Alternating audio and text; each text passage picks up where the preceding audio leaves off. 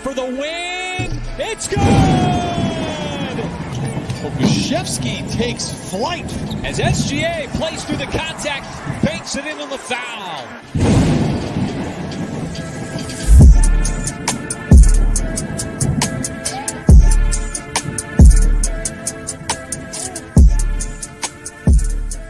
Hello, everybody, and welcome to the Uncontested Postgame Podcast Edition. I'm your host for tonight, Justin, as Oklahoma City falls in Philadelphia to the 76ers, 87-100. Before we dive into that, I want to let you know that we are proudly part of the Blue Wire Podcast Network and the official podcast of SI Thunder. If you don't already, be sure to subscribe wherever you get your podcasts and leave us a 5-star rating. You can also find us on Twitter, Instagram, YouTube, Facebook, and TikTok. A game in Philadelphia, the newly minted home of James Harden, though James Harden did not play, a game in which the Oklahoma City Thunder trailed for a good majority, often by large double digits, came back and made it close, cut it to single digits late in the game, but ultimately fall by 13. Aside from all of that, which may sound quite familiar for this Thunder team, it was a fairly notable night in the stat sheet for Oklahoma City's roster. I'm going to read off some notable numbers, and we're going to tear through this thing. Season high, 16 points for Derrick Favors. Shouts to Derrick Favors. Most points scored in a Thunder uniform. Sure wish you could have done that before the trade deadline, but cool. Third straight double-digit scoring game for Aleksej Pokuševski.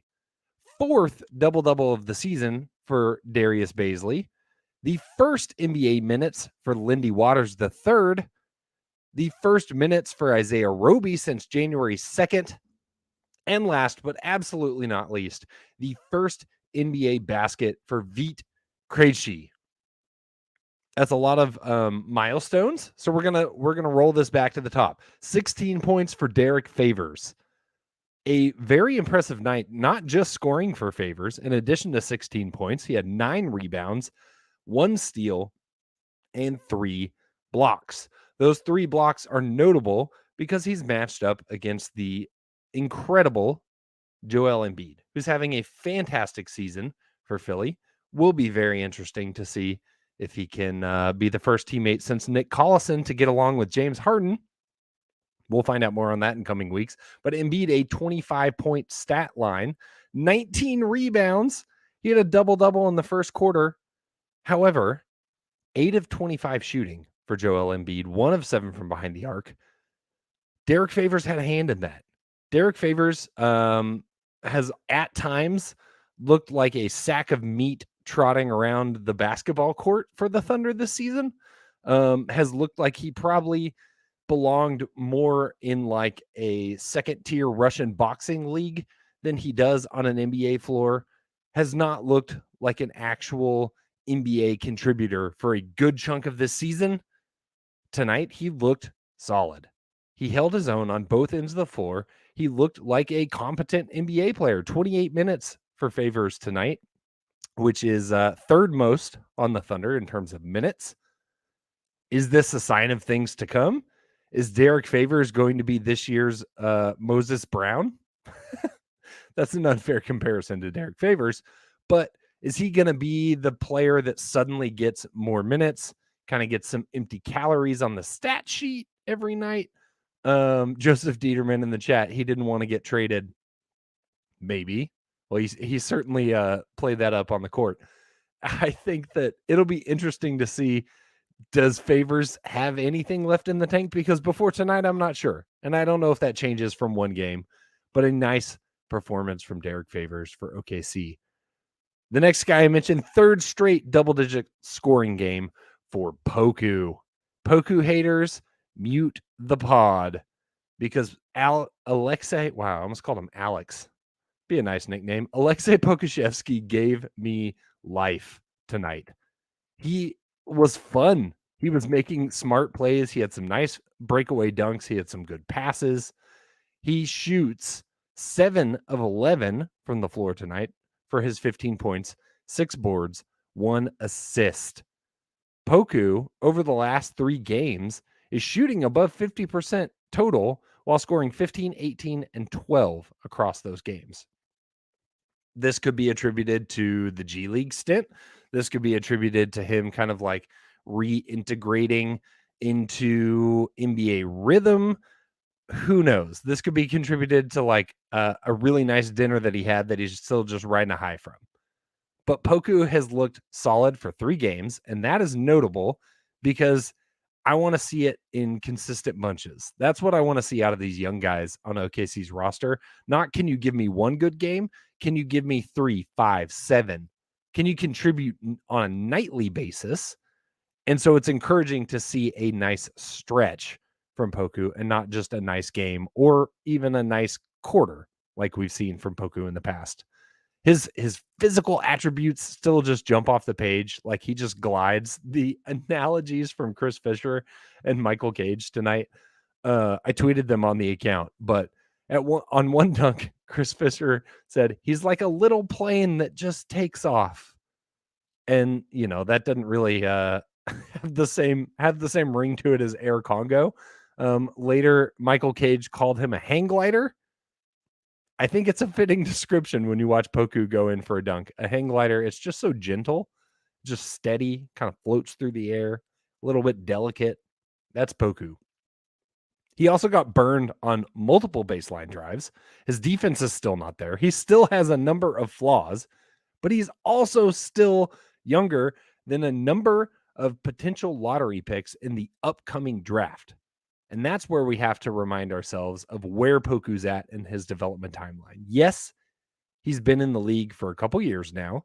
Yes, he's played a lot of games. He's still incredibly young. He's still incredibly raw. He's coming from a much lower level of competition. He's still learning the game a little bit. If you've written Poku off, I'd encourage you to give him another chance. Not just because of this 3-game stretch, but because of the potential that I think he could capitalize on in the coming weeks, months, and years. Is it possible that he amounts to nothing and is a bust? Absolutely. He's a risky choice, but that's kind of why I liked when Presti took him. Presti could afford to take risks at that point in the Thunder rebuild, the very beginning. That's where you want to pick your riskiest picks because if they work out, they're going to look like steals. And Poku is absolutely a risk. But if he can continue to find more consistency in the way he plays, like we've seen in the last 3 games, that's going to start to look like a smarter and smarter pick. Speaking of consistency, 4th double-double of the season for Darius Baisley, 14 points for Bays, 15 rebounds, 34 minutes, which is a team high, 5 of 10 shooting, 2 of 4 from behind the arc, 1 assist, 1 steal, and 1 block, because Bays always gets a block. A solid stretch of games now for a couple weeks for Baisley. You want to talk about somebody that we've preached consistency about? It's Darius Baisley. Going into this season, we felt like this was the year where Bays kind of needs to show something. He's just kind of waffled. And there's been excuses and been reasons and things that you can kind of explain away his inconsistency, whether that be his path to the NBA, whether that be the tumultuousness of his first couple of seasons in the NBA. But he's at the point now where he's got to put some stuff together. He had his moments, was not a perfect game, was not as good as some of the games we've seen in the previous couple weeks from Bays, but what it is another kind of peg in a consistent stretch from Bays, where he's feeling like a more solid contributor. In the past, it would be a 15-point game followed by a 3-point game where he went 1 of 12 from the floor. That seemed to be the Baisley roller coaster that we saw. So it's encouraging that we're evening out a little bit. It comes after he had that stretch on the bench. Now he's been back in the starting lineup. He's playing more within himself. He's not trying to force things as much. He's not trying to ISO as much. He's not trying to crossover, spin move, take a guy off the dribble and go to the basket with no plan as much. It still happens sometimes, but I think he's showing strides. He's showing progress and he's showing consistency. And if Bays can keep that consistency, much like what I just said about Poku, he has a role.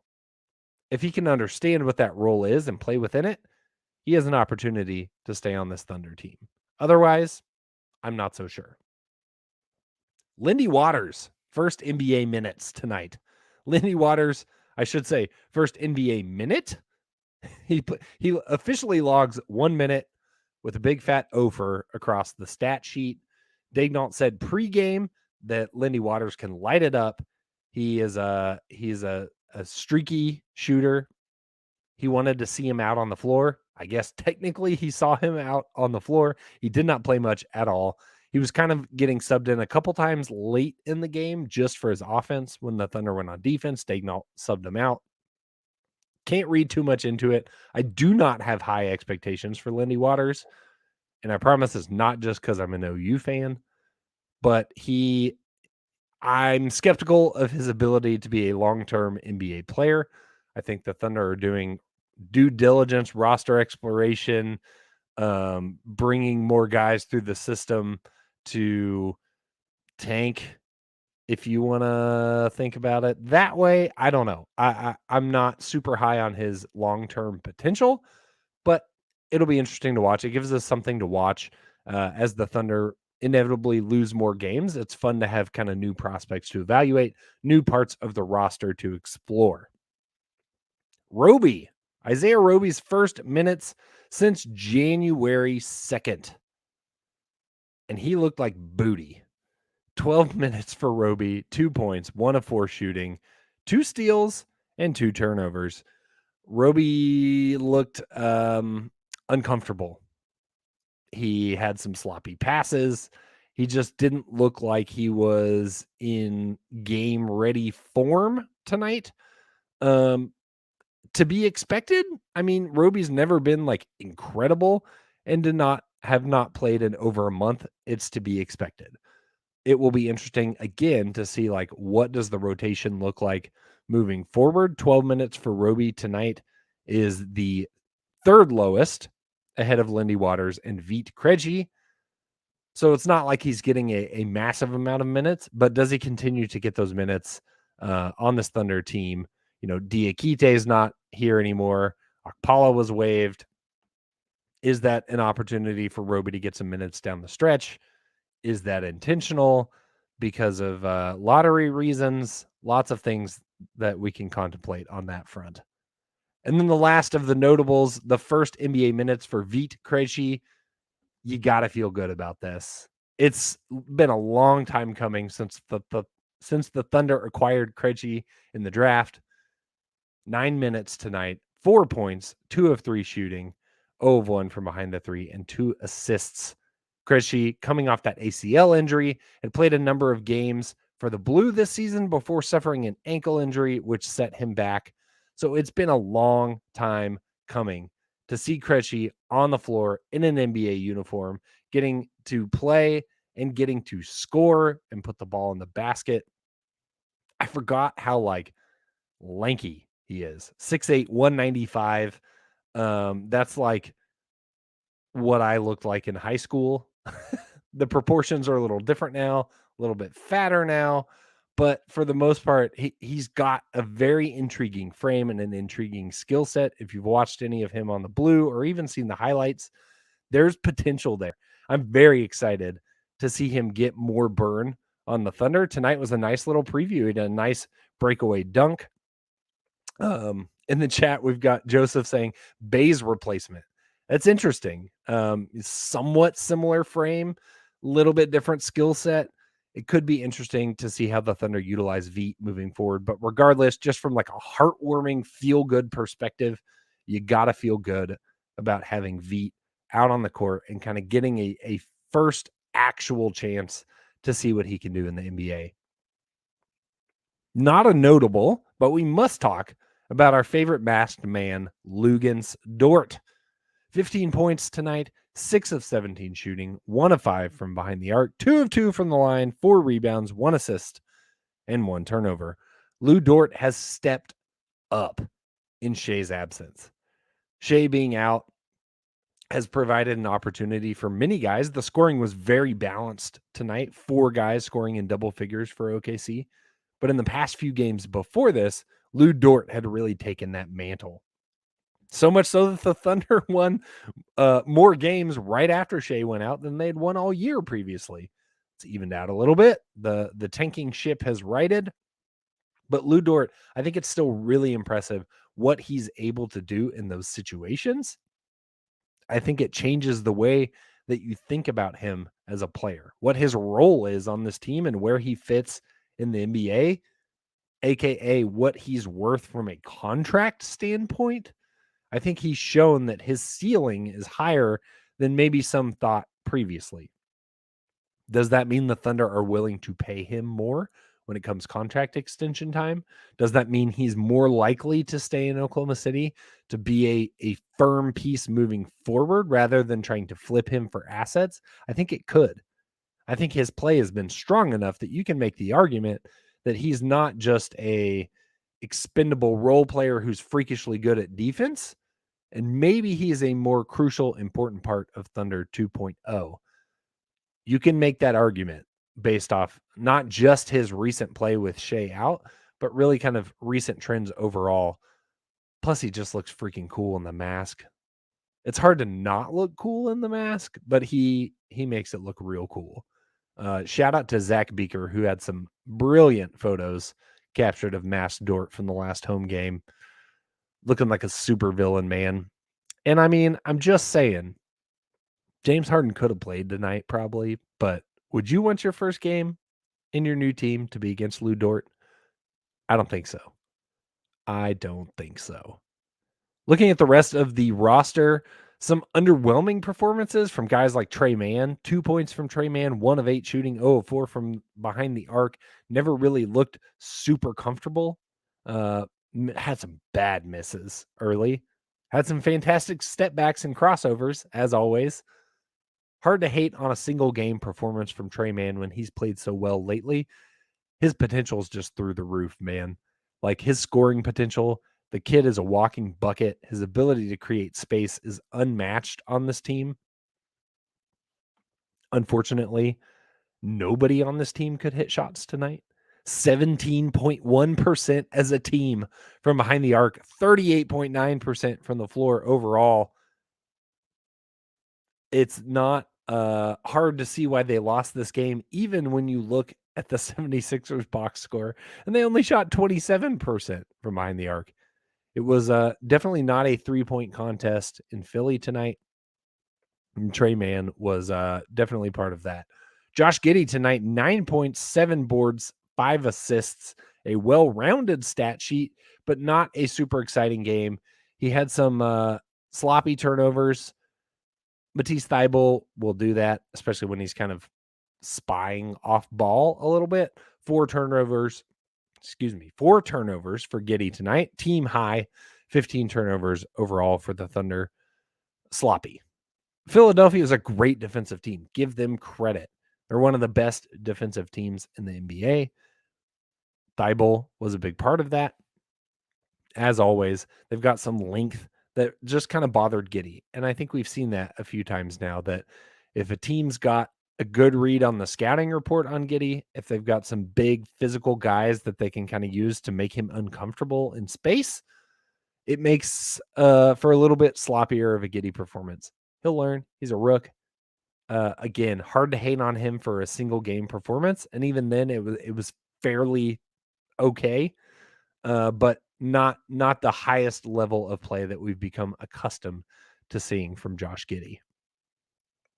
Overall, will be very interesting to see how Oklahoma City continues this stretch without Shai Gilgeous-Alexander, sitting at 17-38 on the record sheet right now for OKC. They play tomorrow at Chicago.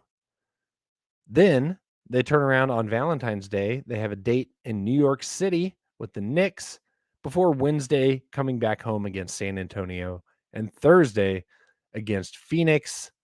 Or sorry, no, that's after the All-Star break. I can't read. San Antonio takes us to the All-Star break. So 3 more games for OKC heading into the All-Star break. They're coming off 4 straight losses after that kind of bizarre spurt of 3 wins after Shea went out. I think these next 3 will be very interesting to see how OKC ends up from a lottery standpoint. Chicago started super hot this season. I think that trip up there is a very losable game still. New York's been a bit of a hot mess. OKC should probably really focus on losing that game. Enjoy the New York nightlife. Have a good pre-Valentine's Day night out. Take your time. And then San Antonio, who I thought was like kind of heading towards a tanking land, but last I saw they were just obliterating the Hawks. So who knows? But you'd like to see OKC probably lose that game. 3 more losses, giving them 7 straight into the All-Star break, kind of helps offset those 3 wins. Coming at this from a purely lottery odds perspective. Sorry if you don't like that, but that's where my head's at this point in the season. And then I believe they have 28 games post All-Star break. It's pretty tight in the standings and the reverse standings in the Western Conference and the NBA as a whole. OKC will have to make some very interesting choices around who they play, what the rotations look like, and how much of the roster gets explored to see the rest of the season. Overall, though, what I'm seeing from the Thunder is what we've seen from the Thunder all season, and that they're pretty fun. They never quit. They're always in it. Tonight, like, easily could have been a 25-point blowout, but the darn kids, I mean, it was Giddey, Veet, Poku, Baisley. That's who made the comeback, and they made it close against the Sixers. What more can you ask for? Like, they're not getting blown out by 40 points every night. And that's a win. That keeps it entertaining. It gives us things to watch as fans. It keeps us engaged. And I think with the number of kind of like young players and storylines that we have to keep an eye on, there's plenty of fun reasons to watch this team, whether or not they win or lose. And that's great.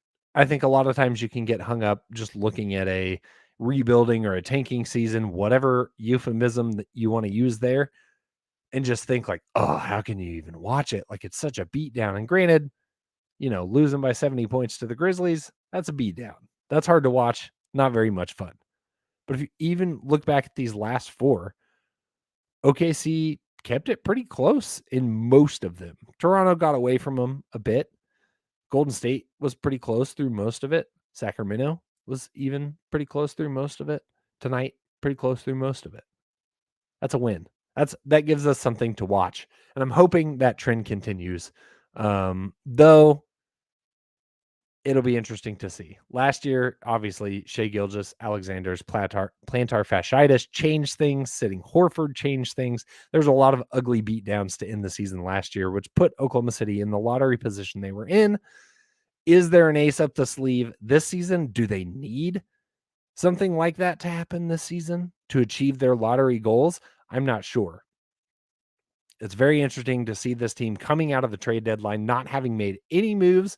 I felt pretty sure they were going to trade Kenrich Williams and try to capitalize on that draft asset that they could get in return. Maybe the market wasn't there. Maybe it wasn't enough for how they feel about Kenny Hustle, especially given his recent comments about how much he likes Oklahoma City. It can be at times hard to get a read on this team and where Presti is taking them in the short term, but I think in the long term, he's made his intentions clear. We want it to be an arrival, not an appearance when we get back to the playoffs. That is, buckle up for the long haul. Presti's building this ship towards the future, and the rest of this season and the upcoming draft is going to go a long way in determining how much longer this rebuild lasts and what this team looks like as it evolves into Thunder 2.0. Through all of it, through the ups and downs, the wins and losses, the tanking games, and everything in between, we're going to be there. So make sure you subscribe wherever you get your podcasts. Check us out after every game for shorter post-game podcast analysis just like this one. And join us every Sunday night for our larger group show where we break down the week as a whole, look at the NBA at large, and get into some of the bigger themes and storylines. We get the whole crew together, and it is a lot of fun. But I really appreciate you checking out this podcast. If you're in the stream tonight, thanks for joining. Thanks for dropping comments. You keep things interesting. You give me fresh things to talk about beyond my notes, which is awesome. Like I said, be sure to subscribe wherever you get your podcast so you don't miss a single episode. Follow us across all the socials and join us Sunday night for our weekly live stream. We'd love to have you be a part of it, 9 p.m. Central on YouTube, Twitter, and Facebook. Until then, Thunder up.